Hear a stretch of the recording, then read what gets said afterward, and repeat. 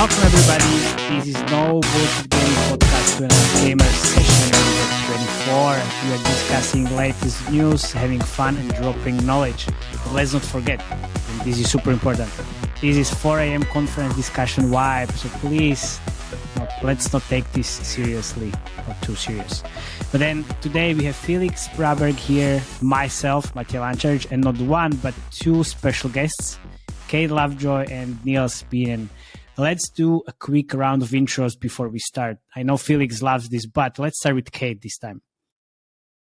Sounds good. Hi, everyone. My name is Kate Lovejoy. Super excited to be here. I'm the COO of the retargeting business at Addictive. So very interested in our discussion today on iOS. Looking forward to getting started. Niels, how about yourself? Yeah, hey, very excited to be here. My name is Niels Beenen. I head up business development for Singular. So I work a lot with platforms, but also with customers, and we talk a lot about SK Ad Network. So very much looking forward to our discussion today. And thanks for having me on the show. Yay. Felix, how about yourself? Mr. Try to Admon, keep you in line guru. And everything to do with ads and mobile games. There we go. There you go. Yeah, and myself taking care of all the UA fun stuff for different companies around the world. And yeah, I don't want to bore you anymore. But today we're going to be discussing 1 year after IDFA Apocalypse happened and all these tectonic shifts that happened. Everything from UA, ad monetization, retargeting, SK Network 4.0 related. So yes, super excited. So let's dive in and enjoy the vibe.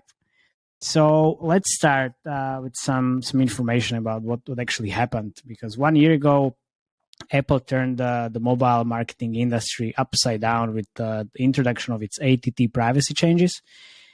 Predictions for the future of the UA and retargeting were grim a little bit, but the doom and gloom forecast don't seem to have materialized.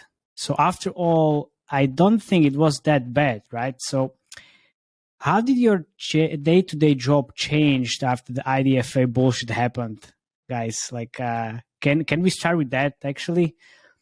Or maybe I can start because everybody said, okay, UA is dead. And I was a guest on multiple podcasts talking about how UA is not dead, and it's actually quite the opposite. I'm definitely enjoying myself and all the UA campaigns and everything that's happening since the ATT changed. It's the same thing that before. We just need to think about different optimizations. We need to think about how to evaluate the campaigns properly, which obviously it's not super easy, but we just need to change the lens a little bit. How about yourself, Felix? I know a lot of people also are crying about how ad monetization is dead as well, because can't get a lot of money from the players without the IDFAs. I'd say the first impact was that my workload doubled on iOS, right? So you have to have separate waterfalls set up for LAT and IDFA traffic to ensure that you get the highest eCPMs possible. So then, twice as many waterfalls on iOS to manage. Also increased the workload because you have to do work around what we're going to be discussing a bit later on opt-in rates and how to maximize that. But for me, the delta right now is not as big as it was kind of foreseen between LAT and IDFA, primarily due to fingerprinting. I'm sure we'll discuss that later. But for me, the main issue was just my workload increased dramatically. But that's a good thing, no? Oh, yeah, I love it. Yeah, keeping you busy, Felix. Yeah, I love doing extra work because, there we go. How do you guys? Yeah, I mean, on my end, the busiest moment was really when all those headlines were happening. That was when things kind of changed. So I manage teams that are managing campaigns and really are strategic partners for gaming studios out there. At the moment of ID Apocalypse, with everyone kind of freaking out about UA retargeting are gone forever, that's when basically every conversation I was getting pulled into, every conversation that my team was having was really around what's going to happen? How will we continue retargeting? All of these things. The interesting thing now is that, well, I think we'll talk about this later, iOS retargeting is very much the same as before, based on the way Adictive is doing it. And I guess the biggest change now is we're doing a little more on Android. I had to learn a little bit more about the Android ecosystem. Nice. And Niels, Singular was like the most vocal MMP out there when this changed, or the ATT change happened. So I guess you prepped quite a lot for everything. Yeah, no, absolutely. Like I joined Singular about a year ago, and before that I was working in an Android-only platform. So I was like, what do I care what's going on? And on iOS, so when I joined, it was a bit of a crash course into ATT. Like I actually remember, the first couple of weeks going through the slides and going through all the materials, like really scratching my head. And first of all, I asked myself, why are Apple doing this? Fundamental question. But I think the way that my job really changed is, when you work in BD, you speak with partners that all of their own interests, and some of them even don't want to speak about ATT. Some of them actually really are very interested because they have a customer base that may be very privacy focused. If you look at the customer level, you'll be super surprised by the level of knowledge that is around. You will find people that are extremely analytical, that know about data, that know about how this can affect their business. But say the less versed UA managers or people that are new in the industry, your talk track or the way that you have to explain. Even we'll go into this later, what's the difference between Skan 4.0 and 3.0? That is how my job has changed, really translating what is going on and finding ways how it is relevant to whoever you're speaking to. Because to be honest with you, the relevance can vary in hyper degrees, whoever you speak to. That's so true, Niels. I think we forget sometimes what we're doing is complex, this industry, this thing. And on our side, we have to adapt multiple kinds of materials depending on, who we're talking to, which studio, and how in the weeds they are. That really resonates. Yeah, I always think that everybody knows everything about UA, and sometimes I talk in acronyms, and it's like, yeah, okay, so what does that even mean? It's like, oh, sorry, I thought you already know. But yeah, that's, these 10 years in the industry, you tend to forget. But yeah, so there's this report that was published by Adictive, which says that the opt-in rates are about 40%, which is not a bad number actually. And Felix, you had some secret tips that you shared on one of our sessions before. So can you please share these again? And why? There is another follow-up question. Why should companies test out pre-prompt windows, and why should they even care?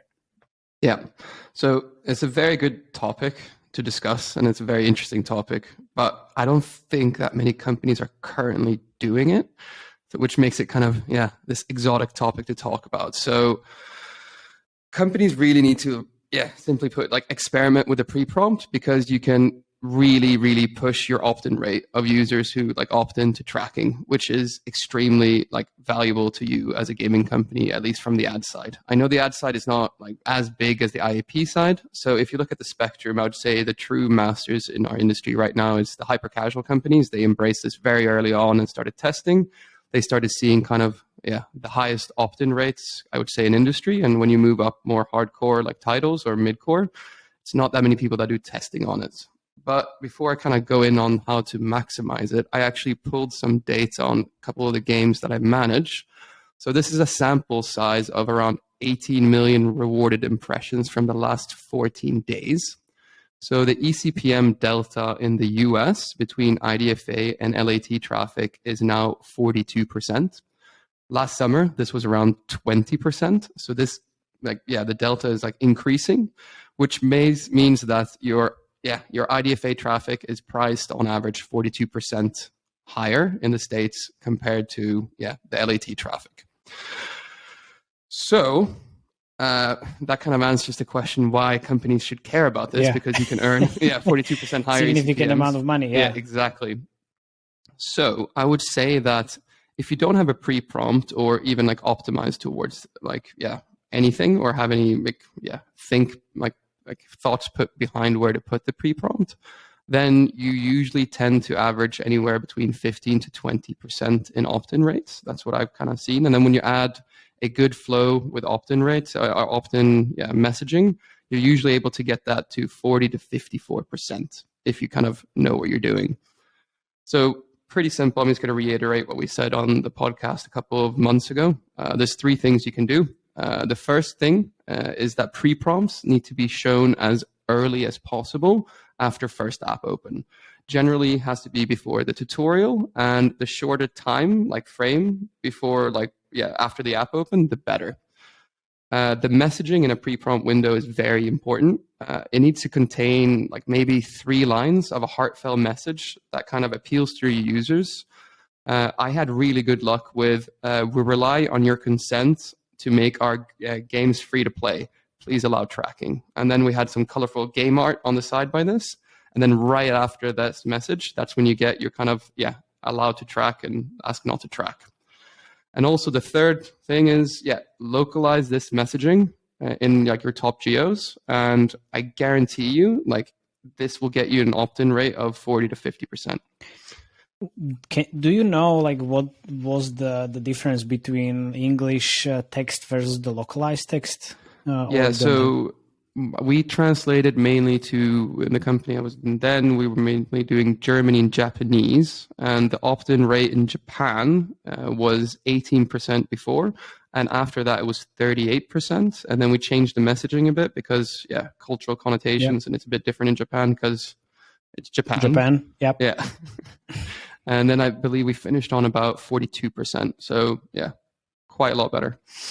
Nice. Okay, so let's try to think about how do gaming companies look at the retargeting in general. Like, how was it before the IDFA, and how is it now? Is there a significant percentage of their spend that's going to retargeting? Do you know? Can you share? For sure. I would say for the most sophisticated studios, it's 20-25%. It's been interesting over the past few years. I've been at Active for the last 4 years in the retargeting space, coming from UA before. And 4 years ago, it was really the most sophisticated studios were doing retargeting. It was kind of testing, experimental, building out programs. And I've really seen a shift in the more recent years where it's becoming more mandatory to do retargeting, where more people are considering it a must-have to protect their UA costs, to protect their payers, most importantly, to make sure that they're maximizing their payer base. So I think it's really become more important than ever before. Okay. So there's this one question. Like, if you're running UA and you are running also retargeting, like how do you incorporate these costs into the campaigns? Like, do you see approaches from the sophisticated studios, like, because this kind of like increases the CPIs quite heavily. If I'm spending 10K on the UA and then adding 2K on top of it with retargeting, then it kind of makes things more expensive. Of course. And so there's a few things that I think about here. First is if you drive an install and then they're gone from the app for a week or 2 weeks, that user is gone. So that's kind of a sunk cost at that point. So if you have a valuable player that is gone from your app for 2 weeks, it's going to be much cheaper for you to acquire that valuable player again than it would be to run new UA, where some of the users will be valuable, some will be less valuable. That's one thing I'll say off the bat is I think there's this misconception that once you get a user, they're in your app, they'll be there forever, they're yours, they're never going to churn. Happen. And it's just not the reality. We see it in the data that once users stop playing for a week, it's they've really lost interest. So it's very important to send those nudges and reminders, and you can really maximize your LTV that way. Now, when we think, in this case, sorry to interrupt. In this case, like sending these nudges, we can do that by sending push messages, right? Do you have 100% opt-in for your push? Most probably no. Probably but that's not, also right? like one, yeah, of course. But that's also like free, 100%. And I think there's not one. It's got to be multiple approaches. You've got to be doing push. You have to be doing retargeting. The thing that I think is interesting on the retargeting side is you can actually target a user while they're playing another game. A little different than push. Yeah. You know for sure that they're in a game environment. They're in probably a relaxed mode where they want to be playing, and you steal them away and bring them back to your app. Oh yeah, okay. Getting back to your question though about the costs, the other way you can do it if you really want to look at it from a super clean test measurement perspective is you can have essentially cohorts that you're retargeting at any given time of new installers. So say you have a cohort of new installers for a week, you can potentially target those users for 2 or 3 weeks, set a really defined window of when you'll be allowed to go after them. Maybe, a certain number of touches that you want to do, a certain number of creatives that you want to get in front of them. And then it's a little simpler to attach your retargeting costs to that install cohort. I wouldn't recommend doing that long term because it's complicated to split up your campaigns that way, but it can give you some, cleanish measurement at least. Yeah, okay. In terms of the measurement, Niels, like how do you approach retargeting at Singular? Like, do you help companies setting up the retargeting stack and like help them with the proper evaluation? Because it's not like super easy to do, and that's something that is really blocking companies from running retargeting campaigns. Yeah, I think blocking a company from running a campaign, that is definitely what we are here to help you with not to do. I think, first and foremost, I think a couple of points what Kate mentioned. Like I sit in quite a lot of QBRs with large game developers. And if you see the amount of spend that goes to retargeting, if you see the ROI that is coming from retargeting as a channel as well, we definitely see the importance of it. And if you look at verticals like social casino, for example, there's even jobs right now created that are like retargeting specialists, right? So that kind of indicates like how important this really is. Now, if you look at it from a measurement point of view, again, it's about the visualization of like, what are you actually doing? And at Singular, I think when you go to the first step, it's like, hey, what is the definition actually, like what we're trying to do? And I want to mention here, like re-engagement. Re-engagement is like where we start at. It's like, okay, you acquire the user, that user then lapsed, like Kate said as well, like they may have been inactive for like a week or something. And when they then appear back into your app, in this case, a game, this is what we count as a re-engagement. And then it will be attributed to the same channel where that user is coming from. Now, if you run specific campaigns to force that re-engagement, then we are talking about retargeting, and then you will have like a separate report that indicates, hey, that user is attributed, for example, to addictive and comes from your retargeting activities, and then you can do all the calculations that you want. Now, I think there's a bit of a difference, I think, in between MMPs and the way that you can customize those campaigns. In Singular, for example, the inactivity window, you can customize it. The standard is 7 days. But if you ask, hey, what do you advise as an MMP customers to do? We don't advise them anything. We basically say, hey, like you can decide what you feel is right for your campaigns and consult with the retargeting partners that you work with, and then create a level playing ground. And it's a point that I want to make. I don't want to be in that position that like we become a UA agency as an MMP.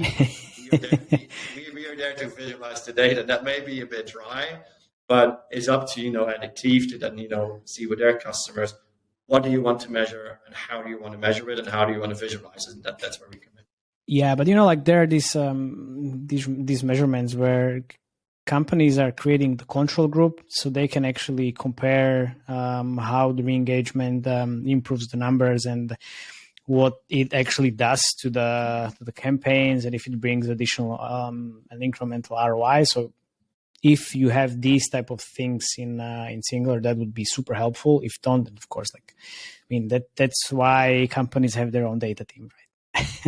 Yep.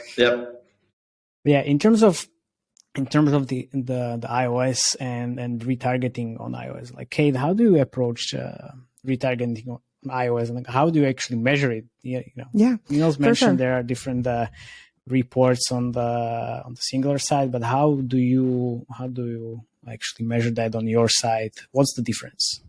Yeah, for sure. So our measurement, I'll say that we do incrementality studies on our end. I do want to just mention that we actually have a control group set on our campaigns that is verifiable. I think this is very important. I think we're the only retargeting partner that has verifiable incrementality. So we very simply split the control group into the control and the target group. And then we actually give our partners the formula so that they can back into how we did that split. Oh, nice. So just a little plug on the measurement side. But to go back to your question about iOS, so for us, it's completely deterministic. So the way we're approaching it is really trying to take Apple's direction at face value.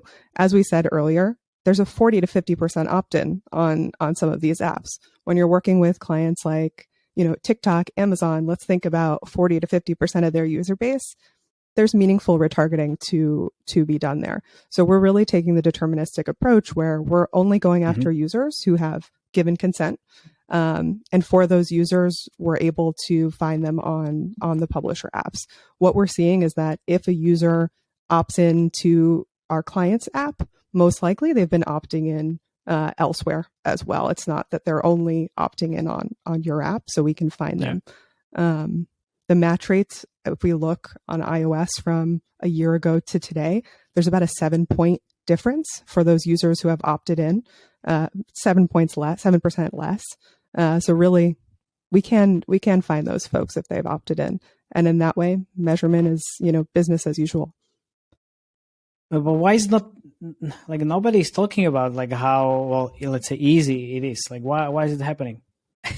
On the retargeting side. We should be talking about it more.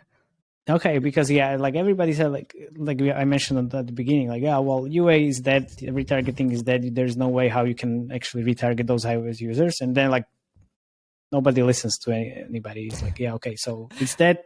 We move on. A much more exciting headline to say it's the apocalypse. It's the cookies are crumbling. Yeah, that's true. All these click bites. Okay, that's true. Yeah, that's true. Yeah, also like JK mentioned this on his previous podcast. This UA apocalypse and everything is dead. And what do you mean? That's alive and kicking and better than ever. It's but it's not attention grabbing headline. Okay. I get it. Right. So, exactly. But Matej, I see this still on LinkedIn as well. I sometimes think that LinkedIn has become some sort of tabloid, right? It's people just shout things that grabs their attention, and you can really be a bit more original. And I saw one the other day that also complained about, hey, Apple, thank you for destroying your own business. You go what are you talking about? Yeah. Yeah. Yeah, of course, because you want to know what's going on. Yeah. Oh well, I need to think about how we should name this session so it's appropriate attention. The angriest you've been at me, Matej, was when I said UA was dead as a joke, and you didn't speak to me for half a day. It was brilliant. But I actually wanted to follow up. Okay, I'm a bit curious, in terms of volumes that you're seeing in budget spend, when these headlines were flowing, did you see clients scale back significantly on iOS, or is that back now? Or how's the split looking? What was the split before and what's the split now in terms of, overall spend? Yeah. I mean, honestly, when, a year ago, we made a concerted effort to shift a lot of budgets over to Android, given that things were so up in the air, we wanted to make sure, okay, we can kind of do business as usual on Android while we figure out iOS with our partners. And so there was this shift over to Android initially that we had kind of spearhead. And now that we're seeing that, oh, wait, it's not a 5% opt-in rate. it's up to, 40% in some cases. Over the year, we've been adding back on those iOS campaigns. And so for most of our partners, they're now working with like a fluid budget, and we move it around depending on where the scale and performance is. Of course, there's less scale on iOS today. I'm not going to pretend that 40% is the same as it was before, but there's meaningful retargeting to be done there. It's also the same thing happened. Sorry, Felix. The same thing happened like with UA budgets. Everybody was shitting their pants because of the measurement and evaluation of the campaign. So they just dropped like all the budgets suddenly and moved it to Android, which created like two things. iOS was really like competition-less, like no competition. Nobody was spending there, which created a pretty good environment, at least for me. So thank you very much for doing that. And then the other thing was like Android was super competitive and expensive as fuck. So I was like, thank you for doing that as well. So but yeah, Felix, sorry, just create opportunities. I know, right? It's true. And that's what's happening right now, right? It's a moment of opportunity, I think, on iOS, where it is a field that's a little less crowded. You can potentially come in. Yeah, I'm also like running pretty great campaigns on iOS for different companies, and it's slightly different UA mix than it was before, and it is on Android, but still pretty reasonable, and the scale is kind of nice as well. So yeah, huge opportunities. Why not to leverage those? And speaking of opportunities in iOS, Apple recently announced like this Skan 4.0, and without going too geeky, what can we expect? Niels, how are these changes going to affect the MMPs and the measurements? I kind of feel that I'm a geek on the show today because maybe a little bit. Maybe. Yeah. Without joking, I mean, like we did a webinar with Rovio a couple of weeks ago, and we did a very simple poll, and we asked people, hey, like, how do you feel about your success rate with Skan Network right now? And I think 9% of participants said that they were comfortable with their performance right now, which means that really more than 90% was sort of saying like, hey, like, I can't make this work. And that can have like various reasons, right? Yeah. Now, if you look at like 4.0 or 3.0, or like, in my opinion, whatever like, Apple is doing right now, it is really going through a couple of iterations. And I think that Apple, itself probably has realized as well that, it hasn't really made the work of UA manager better. It simply has really put on more complications. And Singular really jumped into that, like with, their product suite. But even like, with the product suite that we have, like every conversation I have in market, your kind of standard reaction that you get is like, I can't make Skan work. It is not performing. And if you then say, for example, but okay, when you say, hey, it's not performing, you do realize that part of your data is missing. People sometimes go like, oh, I was not aware. It's like, like some of your revenue is actually not shown, which means that your actual ROI probably is a little bit. But that aside, I mean, there's a couple of updates that were made in 4.0, and I think like the main thing is relating to the postbacks that you can receive. So in 3.0, you had like one postback you could receive like within 24 hours, and you could choose what postback that could be, and you can then choose like your model based on like what ad that you're marketing as well. So again, you're probably looking at at revenue. Now, the biggest update in 4.0 is that like you can now receive up to 3 postbacks. The first one is what we call a fine postback, which is the same as right now. It can be, for example, IP, so revenue. And the second and the third, which can come like a couple of days later, and then again a couple of days later, are what we call cores. And this is like one of the things, like sometimes when you go into this presentation, it's like, why can't you just use like normal human language? Because, you need to translate this to like, UA manager that, maybe as like, it comes out of uni, like 1 or 2 years and study, politics. Like they don't know anything about like data analytics. So long story short, the course values that you can get are kind of 3 levels, which can be anything from shit to meh to good. So say, for example, if you have an e-commerce app, it can be a window shopper, a first-time buyer, or a repeat buyer. And these come in two levels. So like if you then ask, hey, like, what do marketeers need to prepare themselves for? It's basically an enhancement of what you have right now. And ask yourselves questions like, if I can pre-qualify the users that I want to acquire, if I then want to optimize based on like the additional postbacks that I can receive, how would I group these? Last point that I have to make here is that like, we are still as a company iterating on like how are we going to adapt like our product stack to those changes. I mean, we're doing this as we speak. We made some recent changes in 3.0, but about that later. But what companies need to talk about is like the additional postbacks. How can I use them based on like what information they give me? If you've built a mobile game for iOS or Android, you've experienced user churn. You can win those users back, but it's getting more and more expensive, even more so to acquire totally new users. Enter cross-promotion with Addictive. By identifying your users likely to churn early, you can showcase another game in your portfolio before they leave forever, transforming a lost user into a new user, increasing your revenues. Learn more now at addictive.com. And you mentioned there was this the review webinar. Like, is there any tip that you could share that might help the other companies with Skan? I think there's one problem right now is of course like about creative ROI, because like Skan doesn't allow you to do that.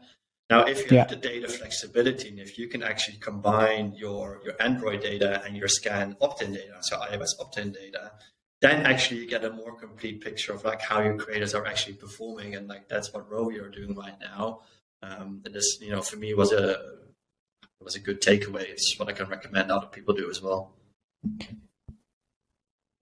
Nice. Yeah, I'm seeing on Facebook like all these like modeled conversions on creative level, which is, sometimes very far from the truth, but at least something that you can take into the creative meeting and brainstorming, and at least like say, oh, this is performing good or bad. Or you could better test it on retargeting, right? On your users who have opted in.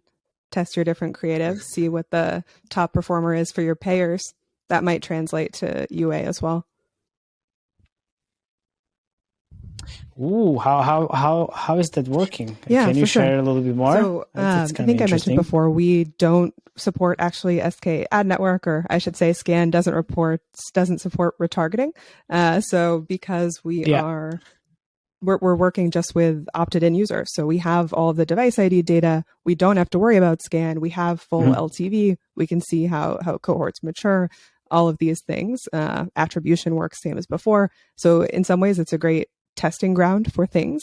So we have partners who will run creatives tests with us, try out different themes, different characters, things like that. And then those learnings can be fed back into their user acquisition campaigns.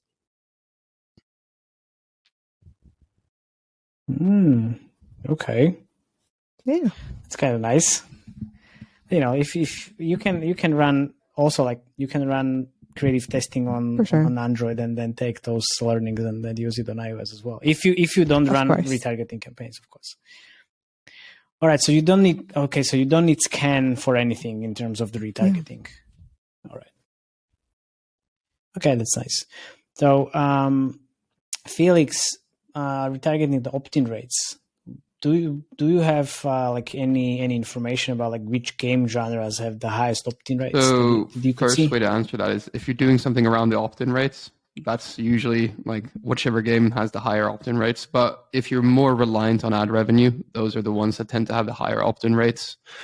Hyper casual wins here off like quite by a lot, and then you kind of see it decreasing exactly like I said before. You need to do some work around on it. Yeah, like they're always trying to find loopholes because everybody in the industry already said, again, the hyper casual is dead for like 3 years. I'm hearing that, and they're still again like alive and kicking. So they need to find these. Okay, and except the hyper casuals, any other games like idle games maybe, or it's around the same. But yeah, I'd say hyper casual are always kind of the ones leading it because their margins are so dependent on it. So absolutely, those are the ones leading the charge. Okay. Also, since we have here Niels, I'm seeing some new product innovations coming into Singular. Can you talk about that as well? Because I know I've seen something around the conversion schemas that you can help like calculate how it should be changed and some D7 ROAS absolutely. calculations. This is what I was referring to. Innovations in 3.0, if you can call it like that. It's what Kate touched on as well. It's like, hey, on Skan you can't actually calculate like the day 7 ROAS on your campaigns. You can but we did this and it's like 95% accurate. It's data analytics. If it's at scale, you can actually calculate and model the conversions that you're missing, or model the revenue that you're missing. I produced a guide, or the marketing team produced a guide that I share with you, Matej, as well, that really explains what does this look like and how does your reporting look like as well. But the customers that we have that are using it are saying, hey, this is basically bringing my job back to how I did my job 2 years ago, because I can simply have a single source of truth and really rely on my data and it's working for them. Well, watch out with the single source of truth. That's one product from another. I think also very single close. source of truth is probably more a copy of Singular, but probably some contention in the industry. But you know how we like to poke at each other as MMPs. Of course we will. Of course. The MMP space known to have the sharpest elbows in our industry, right? I actually have an interesting question that I thought of just now, actually, since I have you guys here. It's a bit more on the gossip and speculation side, but very good. We love that. The asteroid impacted last year. Most of the dinosaurs, if not all the dinosaurs, are still alive. We went through this quite well. It wasn't as bad of an impact we thought, with them getting rid of the privacy changes on iOS. But if we look up into the sky, there is another asteroid right outside the atmosphere, which is that Google has announced that potentially the GID days are also numbered. I think not numbered, but essentially they said that there will be some kind of impact. So I wanted to ask Niels, you have a good pulse on kind of the industry. What have you heard about Google? And then I would probably like Kate to chime in, because you are the COO of a big retargeting company. How are you actually interacting with Google on this? But let's start with Niels. Yeah, I mean, I'm not the person that actually sits at the table with Google in my organization. I'm not senior enough. You must have heard something. This is 4 a.m. conference discussion. You should. I know. Yeah. I'll bring this up to my CEO to see if we can arrange this. No, but long story short, our one of our co-founders, Kadi, launched a blog post on this as well. I think what Google are doing, which is very interesting, is they are really listening to the industry, and they're really taking their time to speak to several partners in terms of, hey, how can this affect your platform? How does this affect UA? Because in the end of the day, what they want is they want to drive users to the Google Play Store, and they want people to actually work with the Google tools and make Google a profitable company. So they don't want to shoot themselves in the foot. And this is, that is the kind of high level feeling that we get from Google. One of the things that we can really point out is the creative level ROI that you don't get with Skan is something that you will get with Google Privacy Sandbox. And, in the gaming space, that is already super important to have. And Kate, are you being heard by Google? We actually are, and that's the shocking thing to me. I mean, there's such a huge difference from the way Apple approached privacy to the way Google has. I mean, we met with Google on Monday of this week, and their team presented what they're doing with Pledge, asked for our feedback, was talking about how it impacts our platform, came with solutions. We'll meet again on attribution. We're talking about partners that we can work with, bringing in a studio to kind of beta test things. They're releasing all of the technical materials way far in advance before they're going to enforce anything. So we're looking at a 2024 rollout, and they said that in their initial press release, and they've held to that. So they're continuing to work with advertising partners just as they said they would. So it's been pretty great. I'm very confident that there'll be a good solution for retargeting on Android based on just their willingness to listen and share what they're up to. Yeah, I'm not surprised because they said that they're going to work with different parties, and until everybody is satisfied, they won't move forward with the privacy sandbox. So if it's going to be in 2 years, 3 years, 5 years, we'll see. But yeah, very developer first. Pretty good. Very developer first. Nice. All right, nice. So the Google Asteroid is just a mere pebble then. I did like how the conversation went from the dinosaur extinction to Google. Yeah, well, that's what everyone thought it was going to be. That's what everyone thought it was going to be. But look, the IDFA Apocalypse wasn't actually an apocalypse after all. Yeah, so all the dinosaurs are still pretty much alive. From the UA perspective as well, just going back to what you mentioned, Niels, about the day 7 ROAS and the calculations. So on iOS, still up until this day, you had at least first 24 hours of data, thanks to Skan. And even with that, you could build really nice prediction models based on the day 1 that you could then use and model day 7, day 30, day 60, day 90, whatever, with pretty good accuracy, actually. So that's something that I was using before. So, you have these different approaches to measurement. You have either media mix modeling, incrementality tests, LTV predictions, or if you don't have anything, or you don't have the capacity to work with different companies, or you don't have the data team, then there's one approach left, which is blended approach. You spend X, you earn X plus 100%, and then you try to measure what's the delta between that and what are the margins. Simply as that. Yeah. So any last tips, tricks, comments, recommendations for the companies out there that you could share? I mean, Kate first. Yeah, wait. Let's start. Let's see. I would say women in here. Come on, ladies first. Gentlemen. Ladies first. I would say my top tip is target your payers sooner than you think you have to, and measure the incrementality. If I could get in front of every gaming studio marketer and tell them that would be my number one advice. There's such a short period typically between when folks are making purchases that if you target them within 3 days, say, of your last purchase of their last purchase, that sounds crazy. It sounds like you're cannibalizing organic, but the reality is you can make them make way more purchases and add a higher cadence, and the incrementality backs out. So test it, experiment with it would be my number one tip.